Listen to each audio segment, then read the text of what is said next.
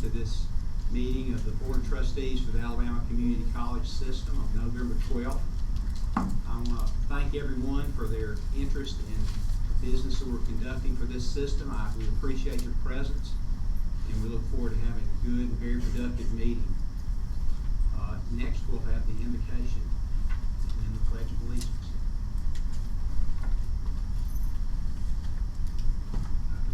Dr. Klauber here.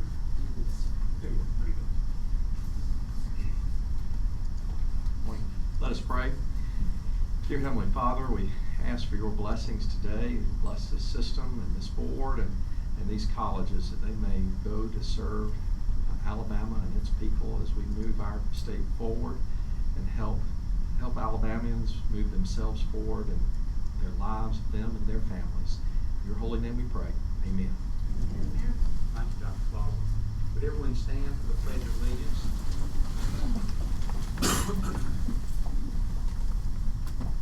Attention, salute, pledge.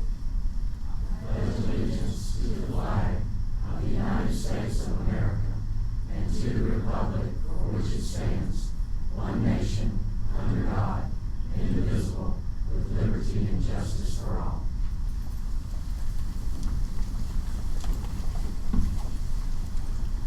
Ms. Yarber, will you please call the roll? Here. Here. Here. Here. Here. Here. Here. Here.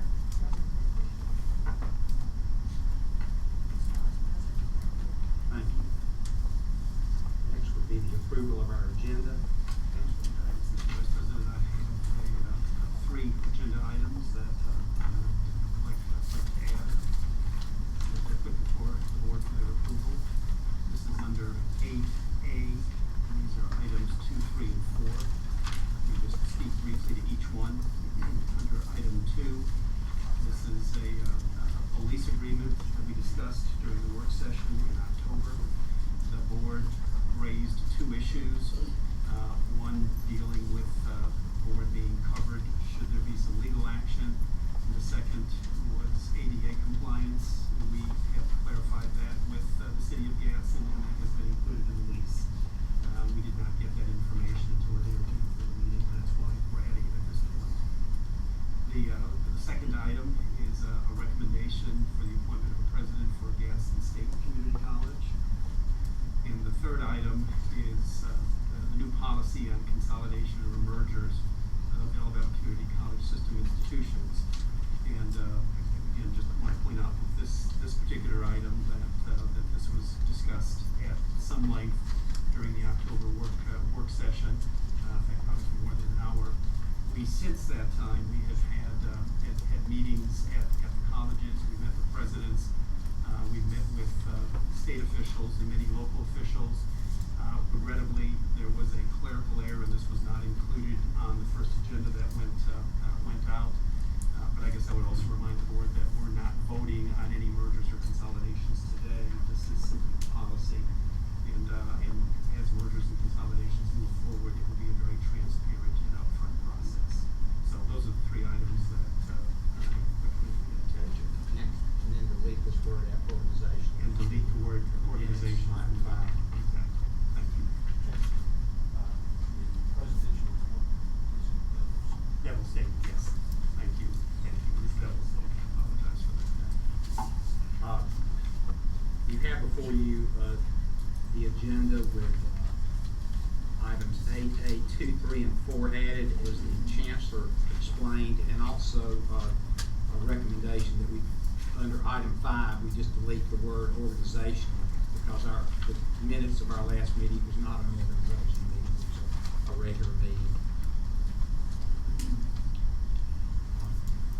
Is there a motion to approve the agenda as presented? Been a motion by Ms. Brown. Is there a second? Second by Mr. Caldwell. Any discussion, any questions about the agenda as it's been presented?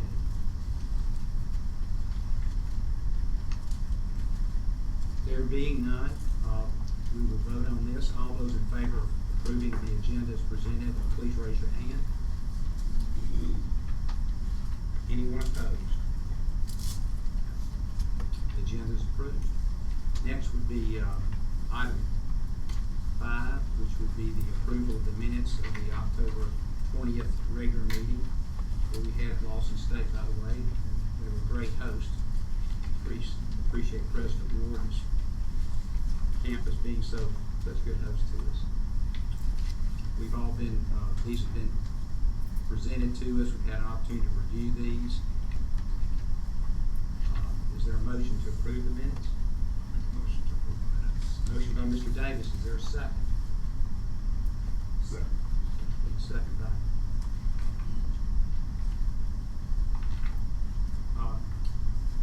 Any discussion?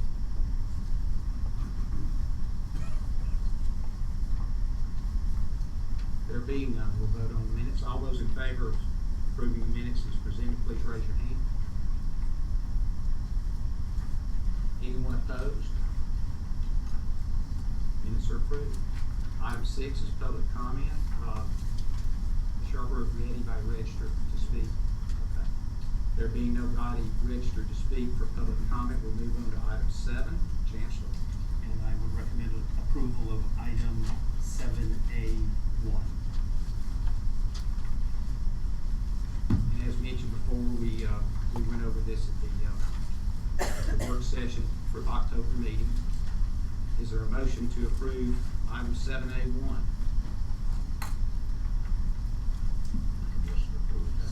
Motion by Mr. Davis. Is there a second? Second by Ms. Brown. Any discussion on item 7A1? That would be the J.F. Drake Community College and Technical College bond refunding.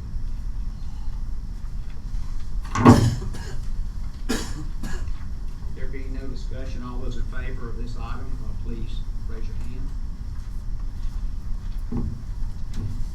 Those opposed? Item 7A1 is approved. Item 8. Vice President, I'd like to take the items under 8A, 1, 2, 3, and 4 individually. That would be acceptable. I'd like to start with 8A1. This is in a lease agreement, U.S. Department of Labor that we discussed during the work session in October, and I would recommend it. Is there a motion to approve item 8A1?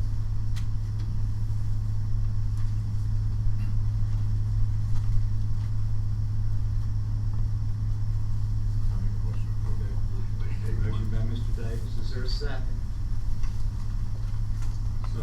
Second by Mr. Smith. Okay. As previously we covered this in the work session.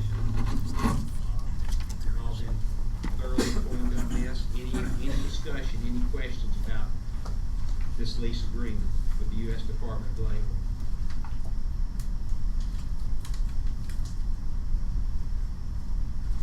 Once again, Gadsden State Community College, a lease agreement with the U.S. Department of Labor. All those in favor, please raise your hand. Those opposed? Item is approved. Next, I'd like to go on to 8A2, Gadsden State Community College, again, a lease agreement with the City of Gadsden. As I said just a few moments ago, there were 2 questions from the board. Both of those have been resolved. With that, I would recommend its approval. We have before us here a lease agreement, Gadsden State Community College with the City of Gadsden. Is there a motion to approve this? Motion by Mrs. Boyd. Is there a second? Second. Second by Mr. Fantroy. Any discussion? Chuck, I think you may have raised some of the concerns about it. You're satisfactory with you on this? Yes, sir. Everything was covered. Very good. Very good. Thanks staff for cooperating with that. Once again, before us, we have a lease agreement with the City of Gadsden at Gadsden State Community College. All those in favor, please raise your hand. Those opposed? Items approved. Next, I would recommend approval of 8A3. This is a recommendation for the appointment of a president for Bevel State Community College. And I would like to give you a brief description of the individual that I'm going to be recommending. Dr. Larry Ferguson received his PhD in educational leadership with specialization in e-learning from Trident University. He holds a Master of Science degree in Strategic Leadership and a Bachelor of Science degree in Organizational Leadership from Mountain State University. Dr. Ferguson has more than 20 years of higher education experience both in the public and private sector. He has most recently served as Vice Chancellor for Economic Development and Workforce Solutions, as well as the Interim Vice Chancellor of Academic Affairs for the Kentucky Community and Technical College System. Prior to this, he served as Dean of Resource Development and External Affairs, as well as Dean of Community Workforce and Economic Development for Ashland Community and Technical College. Dr. Ferguson has also taught as an adjunct instructor and served in previous roles as Distant Education Enrollment Coordinator and Director of Learning and Development. Dr. Ferguson has significant experience in community and economic development, both at the local and state levels, and serves as an advocate in supporting the role of community colleges in economic development for the nation. It is my recommendation that Dr. Larry Ferguson be approved as Bevel State Community College's president. Thank you, Chancellor. We have before us a recommendation from the Chancellor for the appointment of Dr. Larry Ferguson as President of Bevel State. We have a motion. Yes, Mr. Caldwell. Yes, sir. Mr. Vice Chairman, members of the board, I've had the opportunity to meet Dr. Ferguson and spend some quality time with him, listening to his vision for Bevel State. And we had a lot of community leaders from each facility there that met Dr. Ferguson, and I truly believe he's a leader for the college, and it's in my district, my privilege. I'd like to move this board to accept the Chancellor's recommendation to appoint Dr. Ferguson as the next president of Bevel State College. Motion by Mr. Caldwell. Is there a second?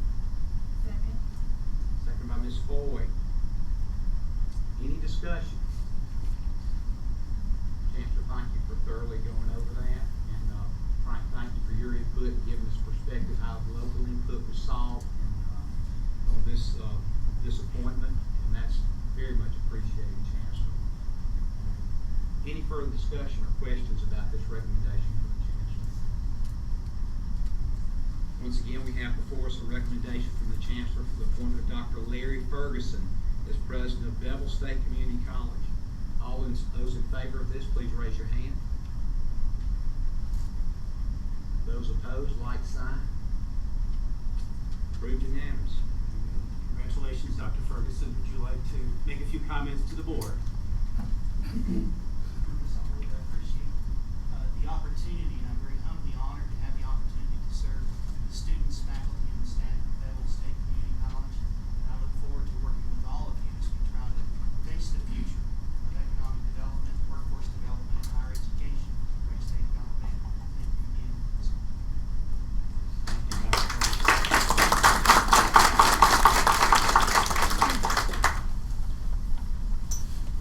And now I'd like to recommend the approval of 8A, item 4, new policy on consolidation and merger of ACCS institutions, and for the reasons that I shared earlier. We have before us here this a new policy on consolidations and mergers of Alabama Community College System institutions.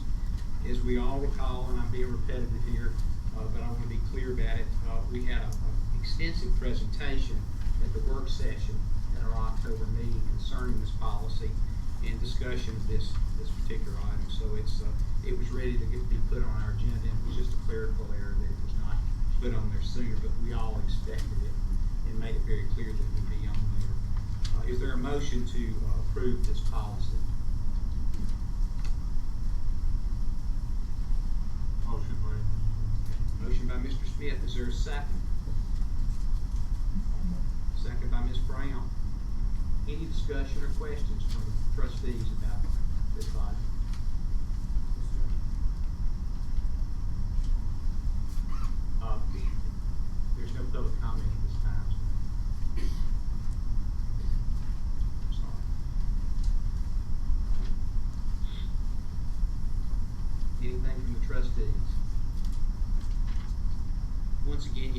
before you the new policy on consolidation or mergers of Alabama Community College System institutions.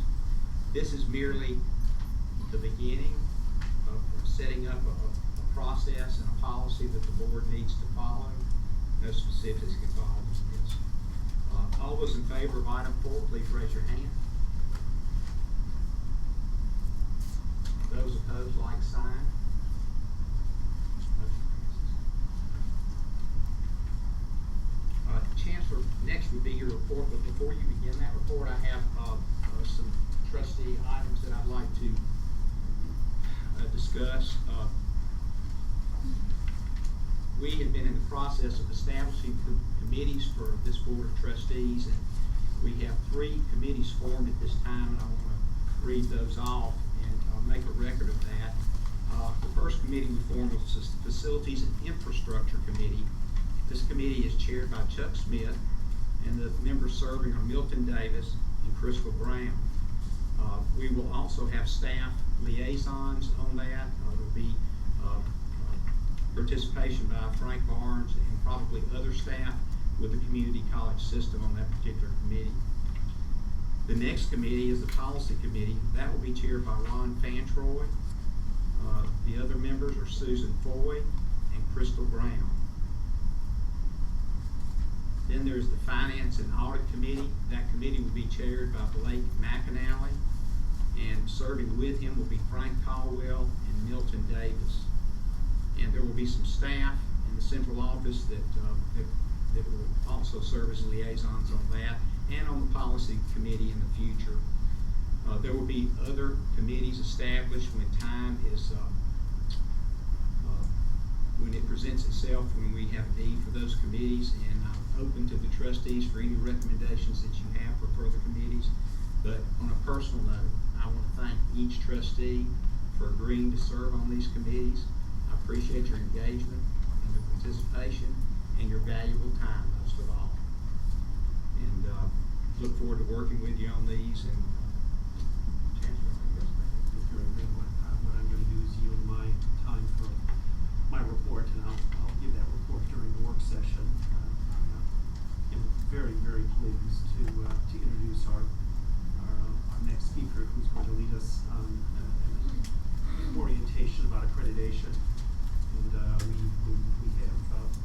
we have the leader of our Southern Association of Colleges and Schools with us today. And I'd like to briefly introduce her. Dr. Wheelan currently serves as president of the Southern Association of Colleges and Schools Commission on Colleges, and is the first African American and the first woman to serve in this capacity. Her career serves more than 40 years and includes the roles of faculty member, chief student services officer, campus provost, college president, and secretary of education. And in several of those roles, she was the first African American and or woman to serve in those capacities. Dr. Wheelan received her bachelor's degree from Trinity University in Texas with a double major in psychology and sociology. Her master's degree from Louisiana State University in developmental education in psychology, and her doctorate from the University of Texas at Austin in educational administration with a special concentration in community college leadership. As you might expect, she has received numerous awards and recognition, including 4 honorary degrees. And although I'll not read all of her honors, please know that she is one of the most decorated educators in the nation. She holds and has held membership in numerous local, state, and national organizations, and I will forego those as well. But this is important. Dr. Wheelan attributes, and she speaks about this frequently, attributes her success to hard work, endurance, tenacity, and being in the right place at the right time. She recognizes that prayer and support from family and friends makes everything possible. Dr. Wheelan is the mother of an adult son named Reginald, and she references him often in addresses, and let me tell you, it really adds to those addresses. On a personal note, I have found Dr. Wheelan to be fair, tough, and passionate about education. Most importantly, she's a good person who loves students. Dr. Wheelan, we are very, very grateful for your attendance here today, and we look forward to hearing from you now.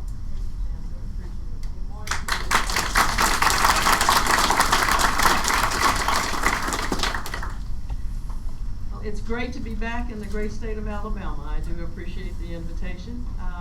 You may have heard this presentation before because I addressed the board in its previous configuration, so I apologize for the repetition for you, but you can correct me if I say something different than I did last time. My colleagues out there who are presidents have heard me also, so just don't snore when you fall asleep. That's what I have. There's supposed to be, there we go, okay, great.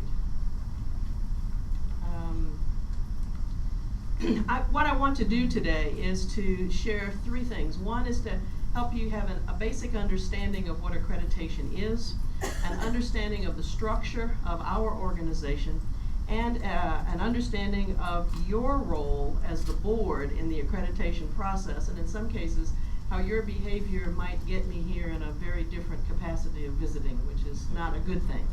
And then to understand some of the principles specifically related to boards, okay? First of all, we've been in the paper a lot lately. Everything that's wrong with higher education seems to be the fault of accreditors, because we guarantee or we determine, whether you're quality institutions or not. And so when you have low graduation rates and high default rates, it's obviously our fault because we did something wrong in your evaluation. That would be over a drink in a bar for me to have that conversation with you in depth as to how ridiculous that is, but that's the kind of battle that I'm fighting. The reality is, back in the 1950s, when the federal government was funding GI Bill, they wanted to make sure that the money they were spending was going to quality educational institutions. And since we were already working with them, our organization started in 1895, they came to us and said, how about we work this together? And if you give them that good housekeeping seal of approval, then we will give them federal financial aid. Prior to that, accreditation was a very voluntary process. It still is voluntary in the sense that you can still open an institution without going through the quality review of an accreditation process.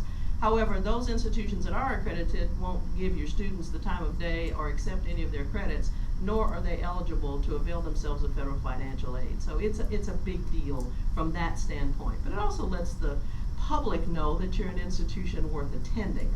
There are different types of accreditors, though, even though when you read the Inside Higher Ed and the Chronicle and Diverse Issues articles or Wall Street Journal, they lump us all in together. And that's my battle to fight. I want you to know that there are national accreditors which accredit everything in an institution, but they have no geographic boundaries. And most of their institutions have a single focus, like a law school that's not attached to another institution of higher ed, or like a medical school that may be a freestanding medical school. There are also regional accreditors, of which I am one, that accredits everything in an institution, but we are bound by geography. And then there are specialized or professional or programmatic accreditors that institutions may have within their own institution. So teacher education, business schools, law schools, medical schools, psychology programs, a lot of them have their own specialized accreditors. In some instances, those specialized accreditors will also allow the institution, or at least the program, to avail themselves of federal financial aid. Generally, however, it's the national or regional accreditation that does. So when the chancellor is coming to you talking about accreditation and the issues with which they're dealing, please listen carefully to know whether to blame regional accreditors or programmatic accreditors. I gladly accept the responsibility for my stuff, not for everybody else's. When we talk about regional accreditation, we're talking about a comprehensive, though periodic review of everything that's going on in the institution. In our region, we have a 10-year review. Once every 10 years, we come in and we ask an institution to do a thorough dive on everything it does, the good, the bad, and the ugly, and to write a report to tell us what's going on so that we can then send folks in from similar institutions, though from other states. We'll never have anybody from Alabama on a visiting team to an Alabama school. That's too much peer pressure. That just kind of doesn't work. But we have 10 other states in our region that will gladly bring people in to offer professional advice on how to make it better.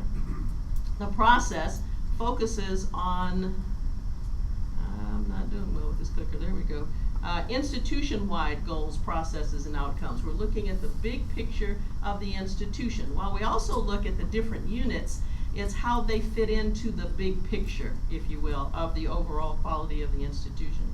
We have one set of standards for all 799 of our members, and we're able to do that because we use them against an institution's own mission and purpose. So Auburn or the University of Alabama are judged by the same standards, but in a different way because their mission is completely different. They're research institutions and don't have as many workforce programs, for example. So the evaluation would be a bit different, though we're still looking at the same kinds of things.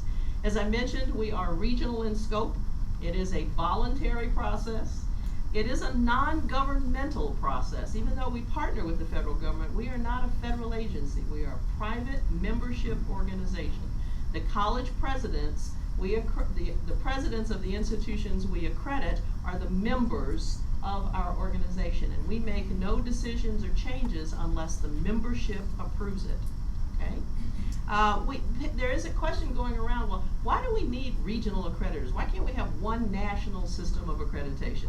Well, there's over 3,000 institutions, and I have enough difficulty trying to get my 799 to agree upon something, so trying to get all 3,000 may be difficult. Though I will share with you momentarily that there's more conversation going on nationally for similarities to result than one might realize. We are also a non-profit organization. There's, even though there's complaints about, we're the fox guarding the hen house and they pay us, they pay us for services, not a whole lot more, because we make no profit off of this particular process. And please feel free to stop me with questions anytime that you might have them, okay? There are three purposes that we identify of regional accreditation. The first, always is, always has been, always will remain the same, is to assist institutions in improving quality throughout their institution. That's the primary reason we are here. The second is to assure the public that the institutions have an established set of standards that are college level standards. When we first started back in the late 1800s, colleges were not as prevalent as they are today. And so there was a need to differentiate between the purpose of a high school diploma and a college degree. And so you'll see, if you were to go back into our archives, you would see that some of those first conversations were defining what is a college education and how does it differ from a high school diploma. I mean, we've taken that for granted for so long, but somebody actually had to start out with that definition. The third then is to serve as a gatekeeper for federal financial aid. Even though a lot of people think that's the reason they go through accreditation so they can get federal aid, as I indicated, there are about 1,000 institutions in the country that do not get financial aid. They're open for business, but they're not accredited by anyone, so the quality of their work is often questioned. Okay? I mentioned we are regional in scope. You can see the red states. This is not a political statement. That's just a color that they chose to make the map. And our region goes from Texas up to Virginia and Kentucky and everything south except Arkansas. Arkansas used to be a part of our membership, and in the 1930s they got upset about something and went north and joined the Higher Learning Commission, or the North Central Association. You can see that North Central is the largest geographically. It's also the largest institutionally. They have over 1,000 members. We have right at 800. And then out in the western area, and I do understand that the green at the bottom is Alaska and does not belong down in the Pacific Ocean down there, nor do the Hawaiian Islands, which are between them and Texas and Alaska, that belong down there. It's just the way they drew the map. They are part of Northwest region. But in California is almost a state in it, a state in itself it is, but for accreditation purposes. But it has two accrediting bodies. It has one that accredits community colleges only, and one that accredits senior institutions. They also have Hawaii and the Samoan Islands as part of their region, but for the most part, it's a California thing. So we talk about 7 regional accreditors, even though there's 6 associations, because the 2 in California are part of the same association, just have different groupings. Okay? As I indicated, there we go. We have 799 members. You can see that North Central is right at 1,000, and then the others kind of range from 150 to almost 600. all of us except the Western Junior, we refer to it, have public and private and for-profit institutions and 2-year and 4-year. So any institution of higher education belongs to us. Any institution that offers a certificate beyond high school but less than an associate's degree is accredited by our K-12 division. Okay, so we start with the associate degree, and anything higher we accredit. I mentioned to you that there is an organization that speaks regularly about national issues. We call it CRAC. There is a dash there intentionally, bless you, because otherwise it would be crack and we don't think people would listen to us or take us seriously.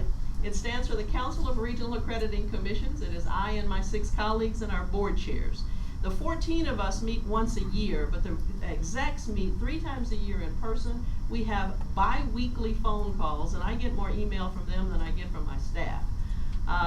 Because especially now during the reauthorization of the Higher Ed Act, because there's a lot of conversation going on, and we want to make sure that everybody understands we are all doing the same thing. We're assessing the quality of institutions and trying to help them approve. We have different processes we use in order to assess that, but it is the same kind of thing. And so when presidential candidates say, you know, we need to blow up the current accreditation process because it just isn't working anymore, we have to go together to say, let us help you understand how it works in the first place before you decide that it's not working well at all. There's no doubt there are many changes that are coming to higher ed. Competency-based education is one where nobody goes to class anymore. You just have to demonstrate that you can do that competency. So we're trying to redefine the role of faculty, redefine clock hours and contact hours, because financial aid has been paid, on a semester hour basis. And how do we do that if nobody's going to class anymore? So we're talking collectively and have developed a process by which all of us will evaluate whether a program has met the standards for competency-based education. We did the same thing in the 80s when distance learning first came about, to say that if we're going to look at this, because it's going to go all over the country and all over the world, we need to make sure that we're assessing the same kinds of things. So there is a lot of commonality across the country that folks aren't necessarily aware of, because they don't realize that we do have that kind of communication going. Who recognizes the accreditors? While we are responsible to our members, ultimately, because of this partnership with the federal government, we go through a recognition process with them once every 5 years. We do what institutions do. We fill out a compliance certification. It is reviewed by the department staff. They make a recommendation to a committee that is colloquially known as NASICI. It stands for the National Advisory Committee on Institutional Quality and Integrity. It's a group of 15 appointees that are appointed by Congress and the administration. Historically, the administration appointed 12 members to NASICI, and with the last reauthorization, Congress decided they wanted a piece of it. So now 18 of them now. 6 are appointed by the House, 6 by the Senate, and 6 by the administration. 3 Republicans and 3 Democrats each from the House and the Senate. So it's become a little more political than it had been in the past.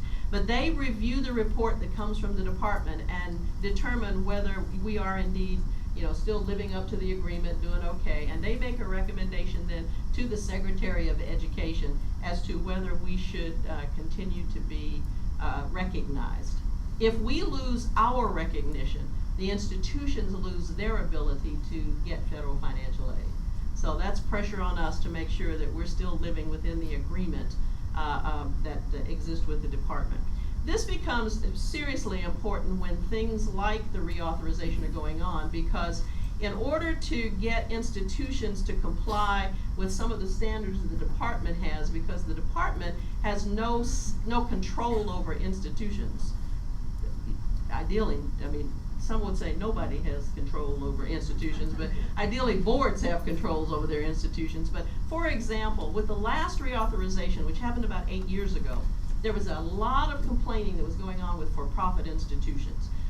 The attorneys general in states and consumer affair offices were getting complaints that students were registering for a class, they were getting financial aid, but they were paying somebody else to take their test for them because the other person was smarter, yet they were getting the federal financial aid in the grade. Well, that's fraud. And so there was a major complaint about how did we get to this? There were students who were enrolling in distance learning courses, say in Alabama, from institutions that were located outside of Alabama. Well, they complained to the consumer protection people in Alabama, but they had no authority over them because they weren't licensed in their state. They were coming through the airwaves. So with the last reauthorization, there were 2 new requirements that were put in that because the government cannot put in a rule for one segment of higher ed, if they put in a rule, all of higher ed is impacted. Now your institutions have to do 2 things. If they're offering distance learning programs and have students enrolled from other states, they have to be licensed in those other states to do business. Well, that was potentially 50 states to which you had to go and be licensed. There was not a common office in all 50 states to which to apply. There was not a similar fee that had to be paid. I mean, it's just kind of crazy and time consuming for just one student, for example. If you had one coming in from Arkansas, you had to be licensed in Arkansas. So former U.S. Secretary of Education Dick Riley and Paul Lingamfelter, who was the head of the state chiefs, educational officers and higher ed officers in each state, got together and pulled a group of us together and said, we got to find a way to make this easier on our institutions. Well, there are 4 consortia in the country with which our institutions and the states were already working. For this region, it's the Southern Region Education Board, SREB. And so we said, why don't we let them go to those 4 consortia? And if they can work it out there, then they ought to be able to deal with it. So that's the process that's currently in place. The Department of Ed had representatives at all of the conversations going on to put in place what is referred to as SARA. It's the State Authorization Reciprocity Agreement process.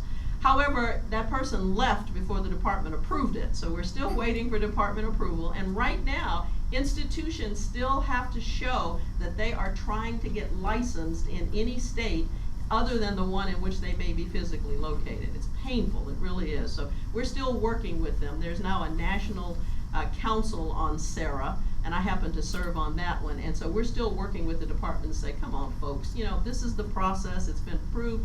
We have 32 states that have already signed on to it. So just get on the bandwagon and come on along, please, and stop making life so difficult for our institutions. The second thing is, if you do offer distance learning, then every institution has got to have a way to authenticate that the student who registers is the one who actually takes the class and the test and gets the scores. 8 years ago, when this was on the table, they wanted to require that institutions had to use either retinal scans or fingerprints. And so in my shy and retiring way, I raised my hand and I asked, who the hell's going to pay for that? Because my institutions can't afford that. I mean, because Apple just came out with fingerprint technology for phones, 3 or 4 years ago? This was 8 years ago, so the technology was not there. It certainly was very expensive. So they agreed that, all right, whatever the accreditors are willing to accept from institutions as their process for authenticating students, we'll buy into it. However, there is a requirement that as that technology becomes more affordable and more commonplace, that institutions will use much more sophisticated ways of assuring that the student is who he or she says he is when taking those courses and tests. Make sense? Okay. Anything about accreditation in general? You all, I want to clone you and take you around the region. All right, let's talk about SACS. SACS has been accrediting institutions a very long time. However, SACS no longer accredits institutions. SACS COC accredits colleges and universities since about 9 years ago. Historically, the parent company, SACS, had about 5,000 members. Every school or college or university that they accredited was a member of SACS. But about 9 years ago, the K-12 Commission and the College Commission each became separately incorporated. So our decisions, our board's decisions, no longer have to go to the parent company. So we've been trying to get institutions to understand that it is SACS COC now that accredits them. It's still difficult to roll off of all of our tongues because since 1895 we have been SACS. Well, we are SACS COC, and you can see that this shows that there is a board of trustees for the parent company, but there are only 2 members now, SACS COC and SACS CASE. That's the Council on Accreditation or School Improvement, which is the K-12 division. okay? And the one thing we still do jointly, we used to live in the same building, so the association owned the building. K-12 moved out and built a building out in Alpharetta, so now we're the only occupant, so we bought the building. And we went to the membership about 5 years ago and said, you're our source of income, would you agree upon an increase in your dues, one-time increase, so that we can buy out this building by itself. It was appraised at $4 million. We only had to finance 2 because we were the other half owners. We didn't have to pay ourselves. And so we put in a process that I think the most an institution paid might have been $2,500, for us to buy it. It really ranged more from 1,000, and it was based on enrollment and budget, so that there was those institutions that are larger, paid more kind of thing. And we paid it off in less than 12 months, so we were very pleased about that. So we're the only ones there. We have our own logo now, that's different from the parent company, which was interesting because when we applied for it, the Trade Commission would not give it to us. Patent and Trade Office wouldn't give it to us because Saks was already trademarked. So they gave Saks COC to Saks, who then sold it to us for $1. So, those are the kinds of things. So we still very much are tied to the parent company. And once a year, my counterpart on the K-12 side and I write an article that shows that there is indeed a relationship between higher education and K-12 education. This year we did it on the cost of accreditation. The Senate Help Committee for Congress had asked the president of Vanderbilt to chair or co-chair a committee on the cost of accreditation, and he came up with this $4 million figure that just blew me away. So I picked up the phone and called him. I said, first thing I need you to do is to make sure the Senate understands that you did not send me a check for $4 million. Okay? It just doesn't work that way. I said, and secondly, I think it's a bit misleading because they're including things that the institution does anyway that we only verify as a cost of accreditation. That's not the cost of doing business. That's not the cost of accreditation. So Mark and I did an article that talked about what we thought really should go into that. Last year we did it on dual enrollment because obviously there's a big push to get students out of high school early if they're ready to move on early, and to get them college credit so that they can then earn a college degree faster and get into the workforce faster. So Saks still exists, but that is not who accredits you. Saks Commission on Colleges accredits you, and this is our structure. We have what we call the College Delegate Assembly, which is comprised of all of the CEOs of all 799 of our members. They elect 2 bodies to represent them. One is a board of trustees that has 77 members. Mr. Vice Chairman, feel grateful that you only have 9 here instead of 77. And then they elect an appeals committee. When we drop an institution from membership, they lose all privileges. And so that decision is appealable. That is the only decision our board makes an institution can appeal. The board itself then elects a 13-member executive council, and it is that group to whom I report. That council has 1 person from each of our 11 states. It has 1 public member, and it has the chair. Because the chair doesn't vote on the council, does vote on the board, but not on the council. We don't penalize the state because the chair happens to come from this state. This year, our chair has been Dr. Andy Westmoreland, who is president of Samford University here in the great state of Alabama, and Dr. Billy Hawkins from Talladega is the Alabama state representative. So those are the folks, those 13 people are the ones that go back out to talk to the members about policy changes and things that are going on, and then come back and bring their viewpoints back for discussion. The other 64 members serve as what we call the Committees on Compliance and Reports. They're the ones that make the first recommendation on the status of the accreditation of a particular institution. The Delegate Assembly, as I said, I keep pointing at the wrong thing here because it's not moving. Hello, there we go. As I said, this still says 704. I meant to change that, I apologize. All the members, the CEOs, and they only meet once a year, and that is at our annual meeting in December. This year that meeting is in Houston, Texas. The board members, as I mentioned, are 77 strong. There are 3 of them that come from each state that represent the institutions. 1 represents all the community and technical colleges, 2 represent all of the other institutions in the state. Then there is a public member, someone not affiliated with higher education at all, not a local board member, not a state member, but because the public inherits what we create, as it were, then we want to make sure that the public knows what we're doing and gives us input along the way. So there is a public member. When I first came to the commission 11 years ago, we have 7 international members. They had never had a voice on the board, and I came from the Northern Virginia area where Washington D.C.'s license plates say taxation without representation, because there's not a formal representative in Congress. So I said, you think we might hold one of our slots for international members? So sure enough, they said, you're right. I have an institution in Mexico we've accredited since 1955, which is longer than most of my domestic institutions have been accredited, but they had never had a voice on the board. Jonathan, I'm having problems knowing where to point this bad boy because it's not going, so hang in here with me, please. There are 32 at-large representatives. We use that one to, those 32 positions to make sure that we have a representation of public and private, of 2- and 4-year, of males and females, of minorities and majority, so that it is representative of what our institutions look like. All of our board members come from public and private institutions, whether for profit or not. They represent all levels, from community colleges through state universities and research institutions. They meet twice a year, once in June and once in December. And historically, they had been all presidents, but now they can come from anywhere within the organization. We have faculty members, librarians, CFOs, just wherever. Jonathan, move me, please. Thank you.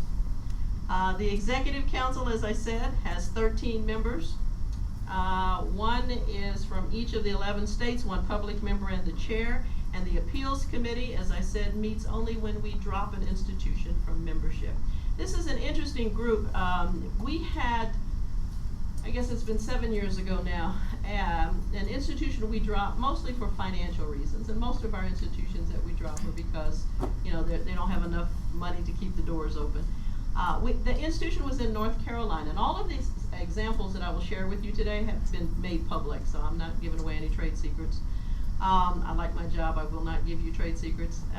But it was in North Carolina, and former Governor Hunt's mother had gone to the college, or he had gone to the college, I don't know. He had a strong connection. He was not a happy camper that we could drop him.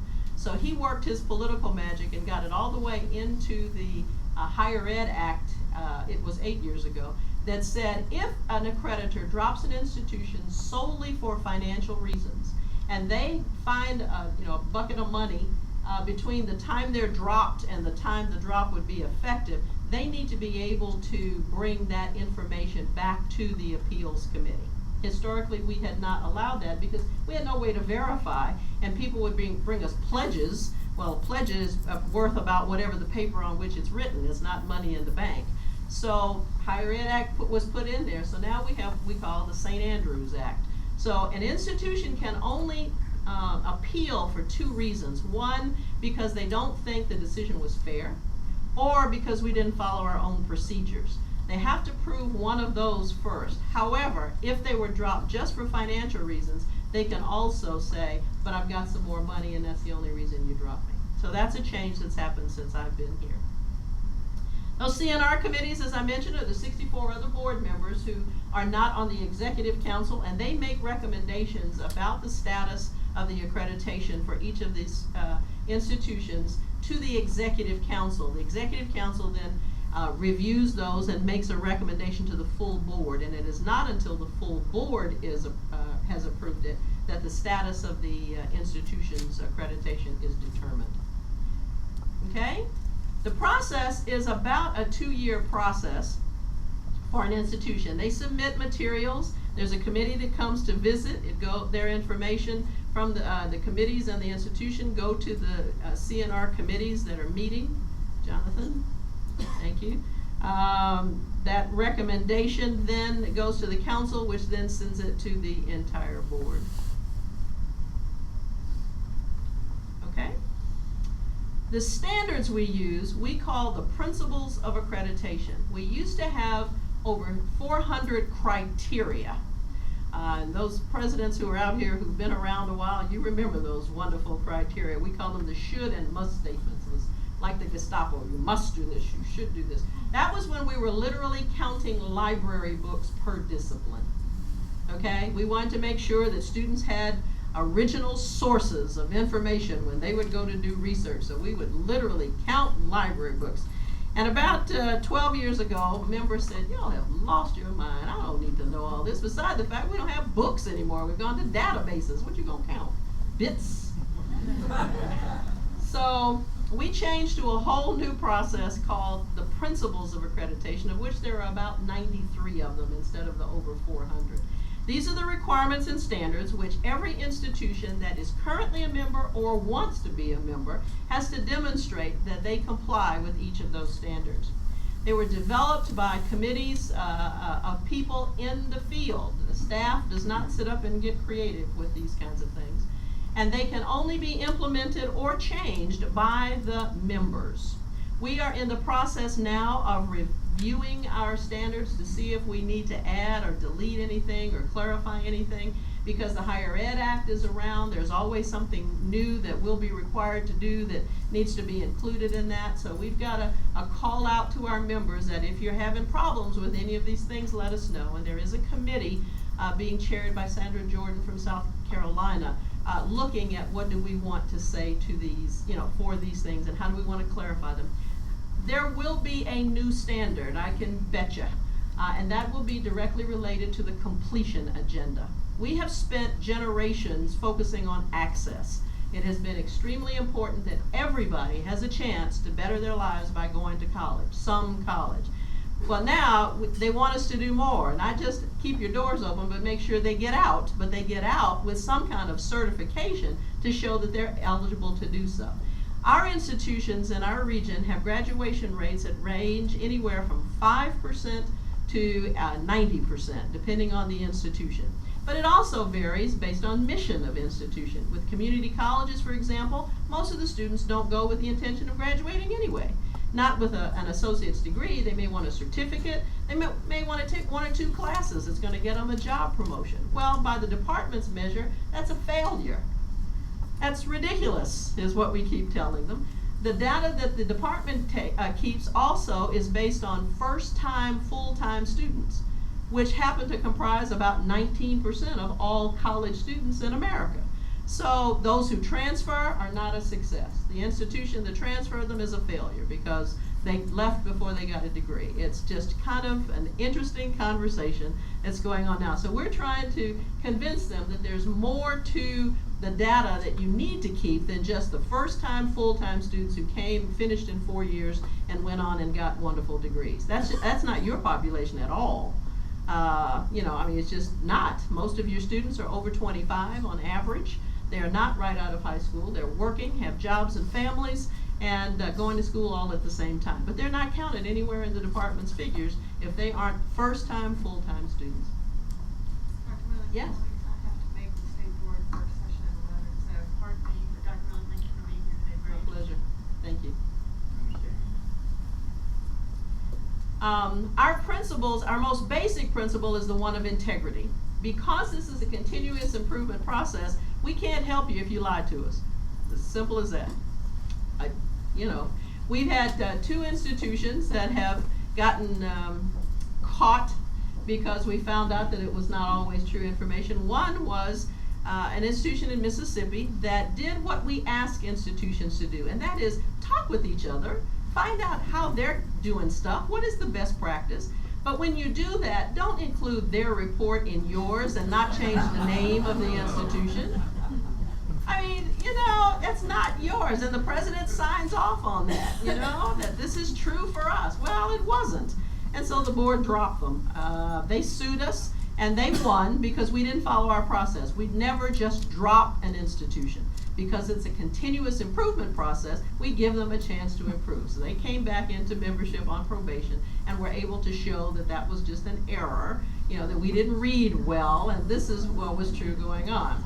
It got the attention of the presidents, though. The second one happened most recently, and that was with the University of North Carolina, Chapel Hill. Some of the institutions feel that, they have been around a long time and we really shouldn't worry about them. They have proven that they are high quality And so sometimes they don't pay as close attention to the rules as other institutions do. And when we heard, and I know you all have heard about the academic integrity issue that was going on there, and the course that was available for students to take that really had no teeth in it, many of whom were athletes. This had been going on for about 15 years. And when we first heard about it, we went in, and the two principals who were involved were in litigation with the university, so we weren't able to talk with them. But everybody else in the institution knew about it. Nobody fessed up. So we had to say, okay, you must be doing all right. Well, they got a new administration that came in who uncovered all this stuff, and suddenly we were back in there to investigate, and suddenly everybody was singing like canaries. Well, the board decided, you know, this is a good thing that the administration has come in and is now changing it, but you all should have told us this the first time. So we put them on probation, which is the most serious offense that, or verdict, if you will, that we can give short of dropping you from membership, because they were not forthcoming with the information the first time we went out there. It's just as embarrassing to be caught, you know, not telling the truth as it is not to, for whatever it is that happened. I used to tell Reggie that all the time. You know, you'll get in trouble with me for lying faster than whatever it was about what you lied. So you may as well fess up the first time. I may not be quite as hard on you. But that's our most basic principle, is that of integrity. And most institutions understand that, and while they may be embarrassed to open their doors to us, they do indeed do that. We then have what we call 12 core requirements. And these are the pieces of an institution that our members have agreed every institution must have. This comes as close to those former must statements as we used to have. You must have a mission. You must have a board or governance system. You must have an administration, and they are not one and the same. You must have learning resources and support services and adequate financial and physical resources. You have to have enough faculty to keep the door open. You have to do evaluation and planning, and you need to identify student learning outcomes and assessment thereof. Those are the musts, if you will. We then have a group of comprehensive standards that are in those same areas, but they're kind of the details of the overall picture. I'll explain that more in a minute. And then we have what we call our federal requirements.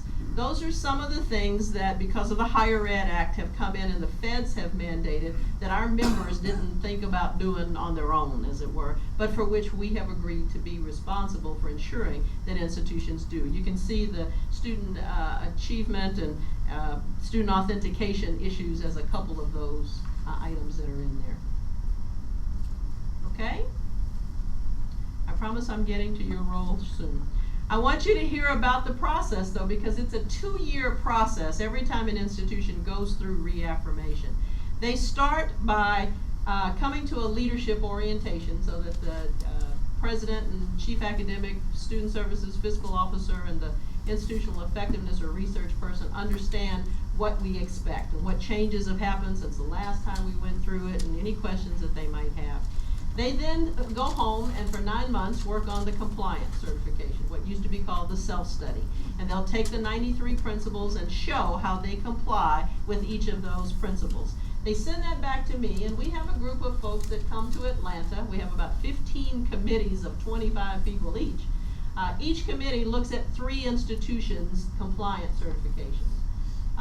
We try to put similar institutions together in one cluster. So an institution that has veterinary schools would all be evaluated by the same committee. Those that have 3 nursing programs or welding programs or whatever would all be in the same committee, so that there's some consistency there. They then make a recommendation. They go through and say, yes, we agree you're in compliance. No, you're not in compliance. Or I haven't got a clue whether you're in compliance or not based on what you've told me. We send that report back to the college president, who has an opportunity to fill out a focused report on those non-compliance and I'm not sure compliance things. This is one of the first times that an institution can improve during the reaffirmation process. Used to be they'd fill out a self-study and then they'd hold their breath a year until the board voted. You hear all the hooplas at the annual meeting when their name was called as being reaffirmed. This time they can actually improve along the way. The off-site committee report and the focused report then goes to the committee that's coming to the college to visit. And I think You mentioned that you had met with a couple of the committees, Mr. Vice Chairman, that had come out to a couple of your institutions. There are really only three things now that on-site committee is reviewing. One are any of the issues that are still out of compliance. Another is a set of the federal requirements that they want to make sure we validate in person, not just take the word for it on paper. And then the third is to look at the quality enhancement plan. This is that piece where we ask institutions to pick something that focuses on improving student learning, identify the expected outcomes, assess the student's behavior, and then make changes based on whatever the assessment data was that they found. Some of those QEPs have been institution changing. They really have changed the way faculty have done business and students have learned. Others haven't worked quite as well, but at least they have indeed focused everybody on improving student learning. That final report then comes back to the CNR committee of the board. Remember those 64 people that are not on the council? They make a recommendation on the status of the institution to the executive council. Jonathan, thank you. Which then makes a recommendation to the full board, and once the full board votes, then the accreditation status of the institution is determined. So when you hear your presidents going through this, be gentle with them and understand that everybody in the institution is trying to catch up on what happened in the last 10 years. So that we can, because leadership changes. You just hired a new president, so when it's time for Bevel State to come up, he's going to have to figure out, what happened the last time so that we can explain how far they've come. Our quality enhancement plan actually has two standards. A core requirement that says there has to be an acceptable QEP, and then the other one says that it went through a process within the institution where everybody was involved in the discussion and it wasn't just set up by the president. Okay, that it's a collegial kind of process. Jonathan, thank you. There are other things that we have to approve. Your mergers, for example, will have to be approved by our board before they take place, because the federal government's not going to give you federal financial aid unless we verified that. Your new presidents have to be we have to be notified of them, because we have to know with whom to communicate. If you put new academic programs in that are brand new to the institution, we have to approve that. Those are all called substantive changes. If you offer online learning for the first time, we have to approve that. If you offer dual enrollment for the first time, we have to know that. If you offer it at a different site, we have to approve that. We had an institution in North Carolina where we had a senior institution who had a minister on their board, and he's from Georgia, and he wanted academic programs available to members of his congregation in Georgia. So the president said, sure, we can do that. So they moved 3 academic degree programs over to Georgia, had 3 years worth of students graduated before we found out about it, and the federal government made them pay back over $1 million in federal funds that had been used by students because we had not approved the program. So while it's a pain in the derriere, I tell presidents, I'm here to help cover your behind so that you don't get in trouble with the feds, so just take the time and let me know. We, this past year, had over 3,000 substantive changes submitted by our members. Some were simple notifications, some were mergers. Georgia has become the poster child for mergers, so we've got lots of practice in doing those. Okay? You understand the reaffirmation process. Let's get down to some of the specific standards that impact you. We have think that there are 3 things for which the board is responsible. One is to make policy. Not administer policy, but make the policy.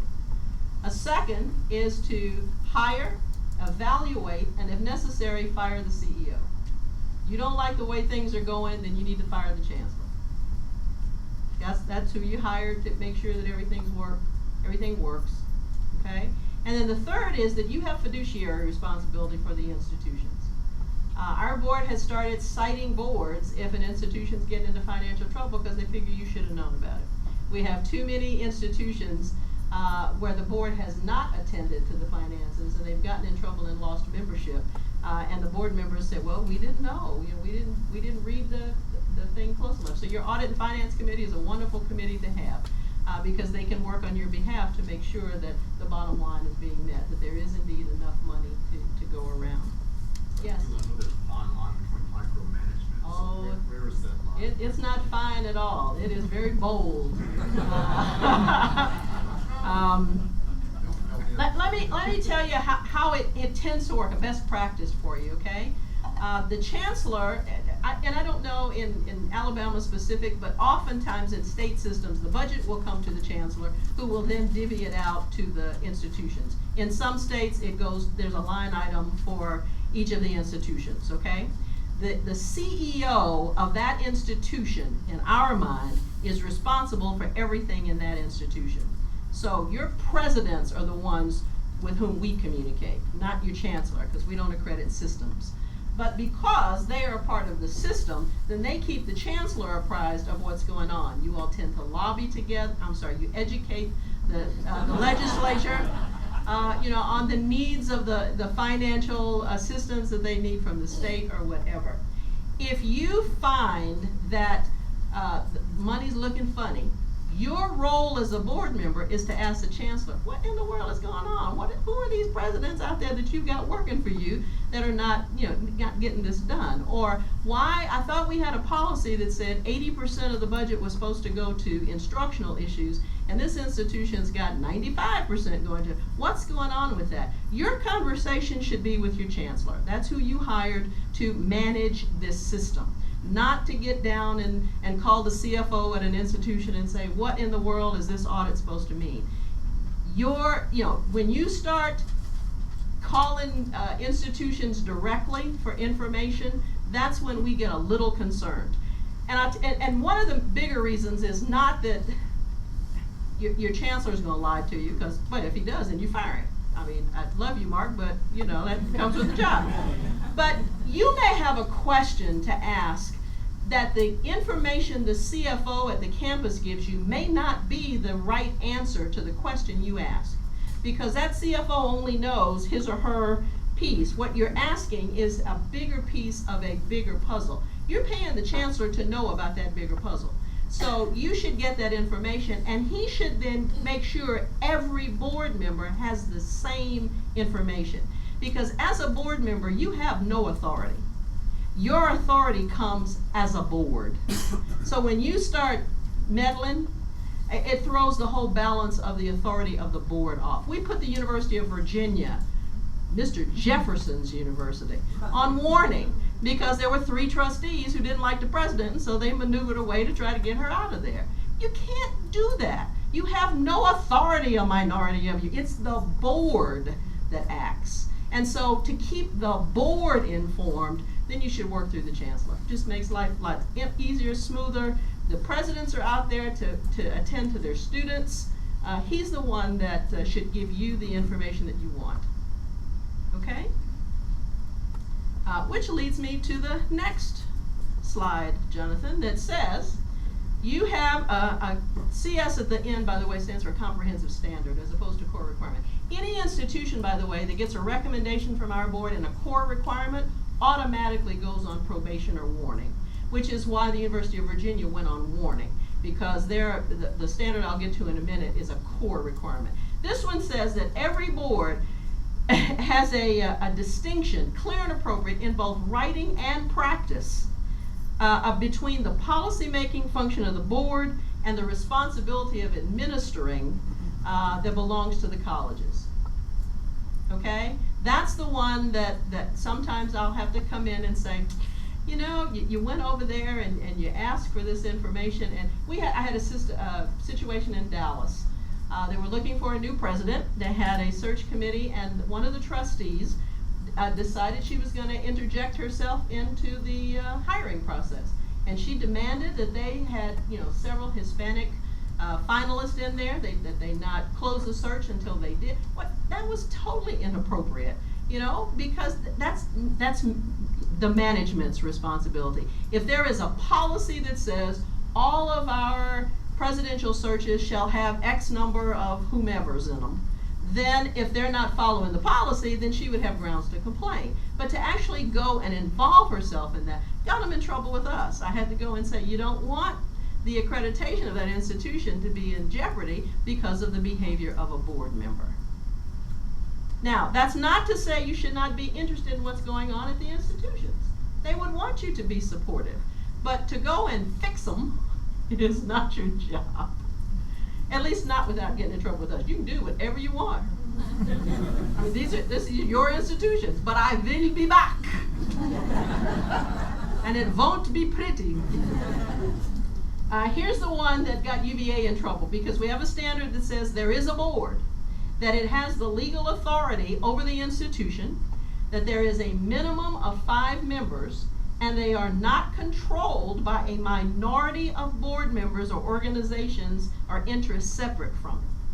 I have probably been in communication with all but 4 of the governors in our 11 states, because every now and then they want to interject themselves into what's going on in institutions. You all in Alabama are unique because your governor is also chairman of your board, which I never quite understood that one, but nonetheless.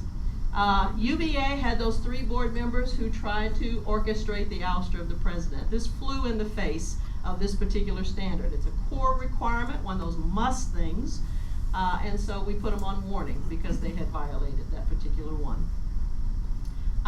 In Texas Southern University is a historically black college, or a black university, and they had a president who was not given a home as part of her employment package, as many university presidents are. But she used her home a great deal to entertain and to raise money for the university. So she wanted to spruce up her house, and instead of going to the board saying, I'm doing this out of the goodness of my heart, you know, could you come up with a few bucks so I can renovate? She just had her CFO write checks. $180,000 for landscaping and $40,000 for China and all kind of stuff. Well, that's kind of fraudulent behavior. Those were state funds. So she lost her job. The CFO lost his job. He went to jail for 10 years. She got probation. She had a better lawyer, apparently.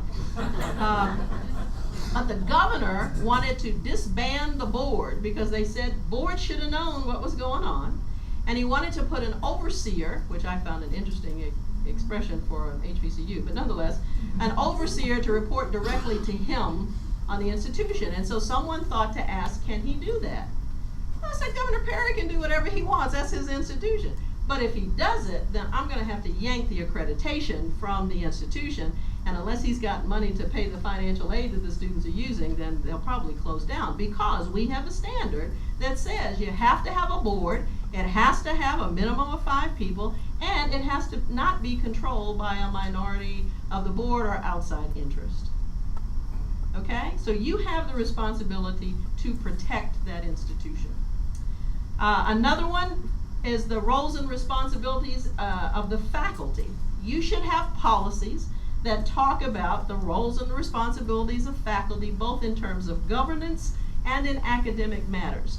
The University of Virginia got hit with this one too, because in their policies they said that the faculty would be polled about their understanding of the performance of the president, and they didn't do that when they decided to get rid of her. So, you know, they were not in compliance with this one as well.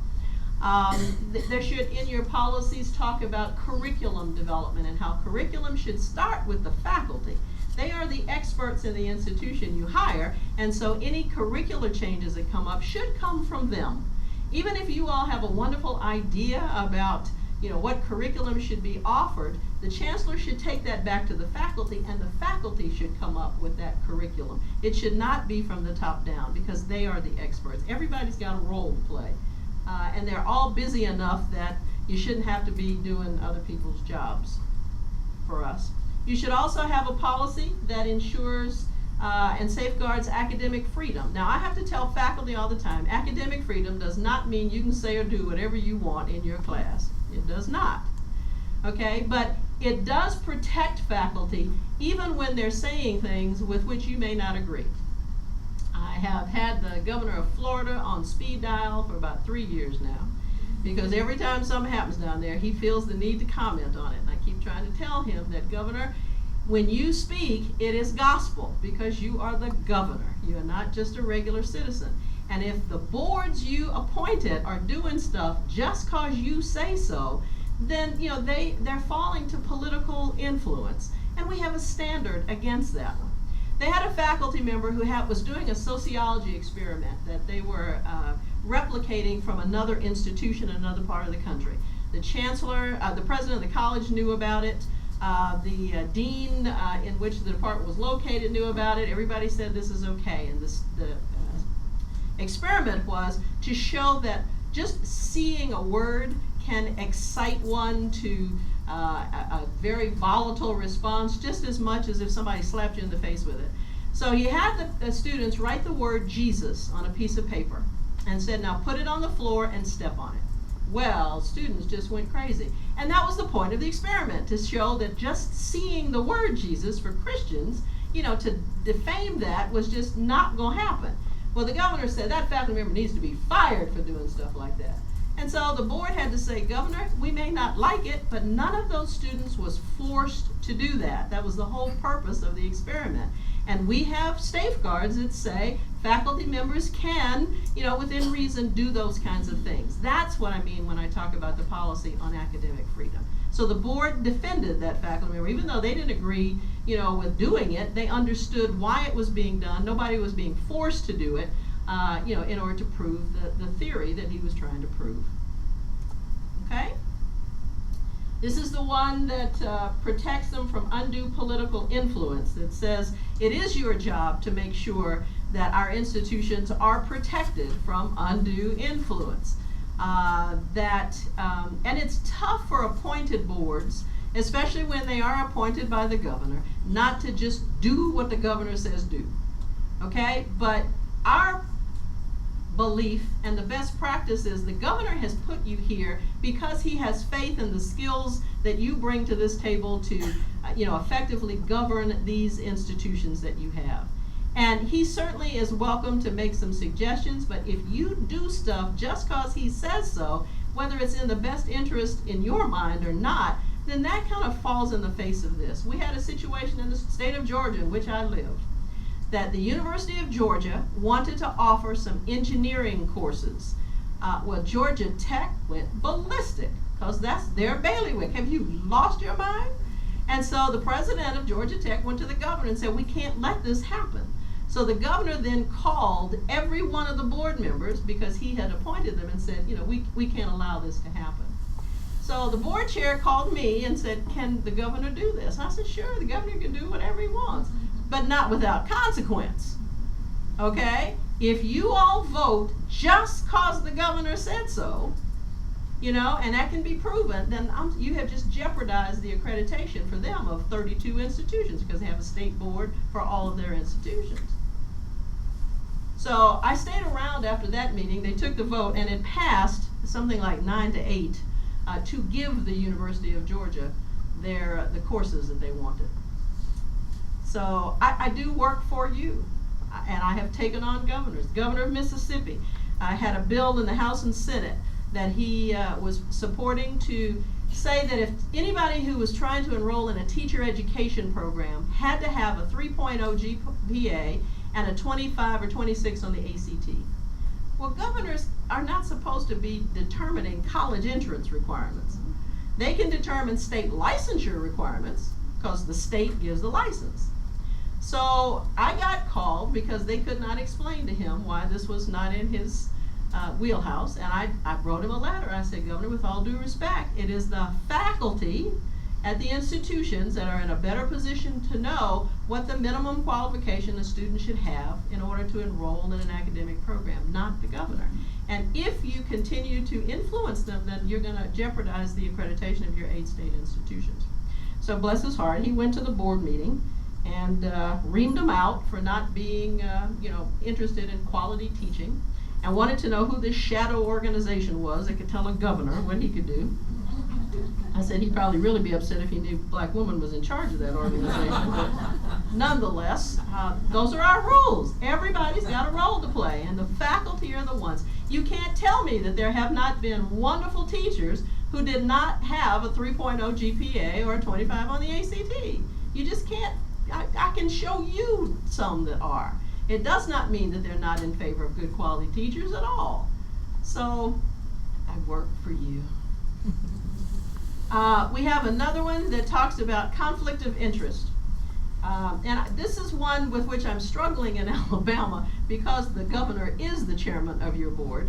But it says that the presiding officer of the board, which is generally the chair, and a majority of the other board members are free from any contractual, employment, or personal, familial, financial interest in the institution. We had an institution here in Alabama that the board chair's brother was the chief academic officer. Well, one of them had to go. The board chair could still be a board member, but could not be chair as long as his brother was employed at the institution. That's just a conflict of interest. We had another board in Georgia that the university had a contract with a company that had 2 divisions, and their contract was with one division. Their board chair happened to work for the other division. Well, our board determined that's still a conflict of interest because the budget is one and the same. It's all going into the same bucket, so he is still benefiting from that contract. You can be on the board, but you couldn't be chair, or a majority of you could not have that kind of interest. Okay? We have a policy that says, or standard that says, it is your responsibility to evaluate, to select and periodically evaluate the CEO. For you, it would be the chancellor, but for the chancellor, it would be all the presidents. And 25 years between evaluations is not periodic. We have had some presidents that were never evaluated during their entire administration. That's not fair to that president, nor is it fair to the institution, because he or she doesn't know whether they're doing a good job or not if you're not going to tell them one way or another. And there have been quite a few presidents who have shown up to a board meeting and suddenly their services were no longer needed when they had never thought anything was wrong with what was going on. So we ask that you regularly, and for us that's annually, but it could be every 2 or 3 years, but regularly evaluate your CEOs. We also have a policy that talks about the fact that, a standard that says you need to have a policy to talk about how to get rid of board members, and what the process is, and what the reasons for it are. If you are appointed by the governor, and many of our board members are, sometimes the state will have a process and a policy that talks about how to remove an appointee from a particular position. That's fine, you just have to adopt that as your policy. But absent that policy, you need to have one. Because otherwise you get a new administration coming in and they just move everybody because they have different political values. That's not a real good reason for getting rid of somebody off of a board, or they live on a different street or in a different neighborhood. And that has happened, and it just is not fair to the institution, who really needs the kind of diversity of opinions that board members bring. These two have gotten a lot of play of recent, and they are focused on your fiduciary responsibility, and show that it is your responsibility not only to make sure that there are adequate financial resources, but that you have stability in your financing. One bad year does not unstable make, but it does get our attention, and so we start to see, how do you monitor that bad year? What changes are you putting in place to make sure that this downward spiral does not continue? We also require that you provide audits, external audits. I have issues with some states where the state does the auditing, and they just are never on the same schedule with institutions and their reaffirmation. So we have to go in and remind them, if we don't get this audit, you either have to hire an external auditor on your own, or we're going to have to jack up the state, or you're going to be out of compliance, and then your accreditation will be in jeopardy. So we started working with state systems, especially to give them the dates, because we know 10 years in advance when the next reaffirmation is coming up, and so when that audit would be necessary. It changes when mergers occur, because instead of a 10-year cycle, it becomes a 5-year cycle for that first time after the institutions merged. So keep that in mind too, Chancellor, as you all are merging institutions, that those reaffirmation dates will change, and subsequently the auditors will. All of these rules are in place because we want to ensure the success of our students. And there are a lot of things that play into that. What programs you offer, the quality of the faculty that you hire, whether students need remediation work when they come in order to be successful. How many are actually leaving you with some kind of credential or prepared to go earn a credential at another institution? How many come back? It is more expensive to recruit new students than it is to keep the ones that you have. How often are you reviewing your programs? And do you have, if you don't have 10 graduates out of an academic program over a 5-year period, that's probably not a very valuable program anymore. And so those are the kinds of questions for you to ask. How many of our students are transferring?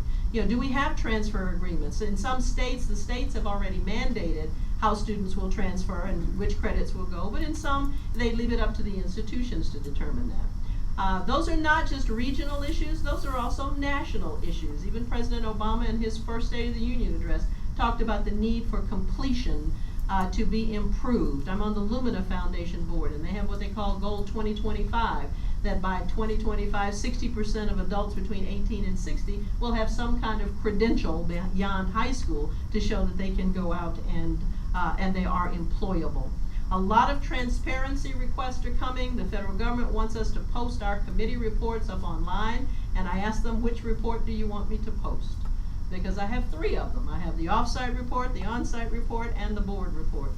Jane and Joe Citizen do not want to read all that stuff, and they're not going to understand it all, you know, if they don't live in higher ed. You all may have difficulty because you're business people, and until you've had some practice with higher ed, some of our vocabulary may be very different for you. And you're appointed to do this. So we've come up with a 1-page summary that says, here are the things we reviewed, here are the challenges the institution has, here are the things they have to do, and here's the next time we'll evaluate them. It says the same thing as all those reports, just in one nice little tied up place. Okay? That's how you find me. I welcome your contact at any time, though I would prefer that you let the chancellor know that you need some information, or one of your presidents, and we'll get it back to you. That way we can ensure everybody has the right information and the same information. I congratulate you for accepting this assignment. You'll be getting phone calls from everybody in the universe about what ought to be going on and what that university is, that the community college isn't doing. Take that information, say thank you so much for being concerned, and then call the chancellor. Don't try to fix it. Okay? After the meeting, I need permission to talk,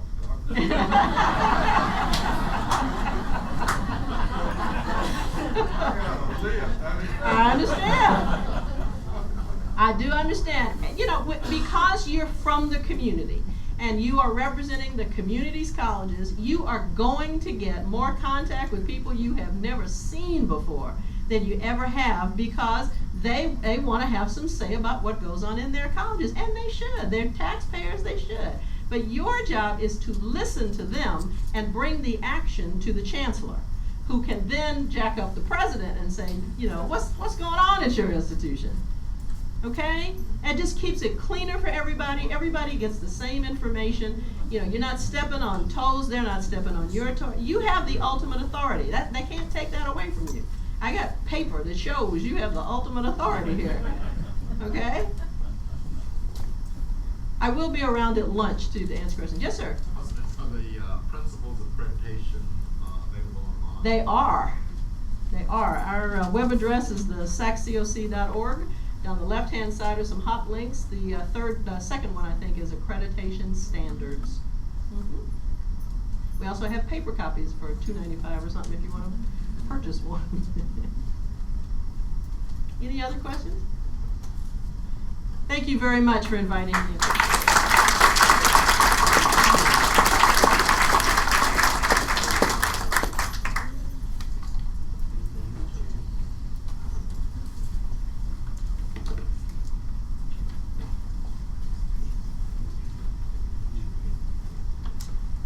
I'd just like to take a personal point of privilege. I know yesterday was Veterans Day, and I'm incredibly thankful to all of our vets. And I don't want to embarrass anyone, but I wondered if you are a veteran or you have served in any of our services, would you mind standing for just a moment so we can recognize you?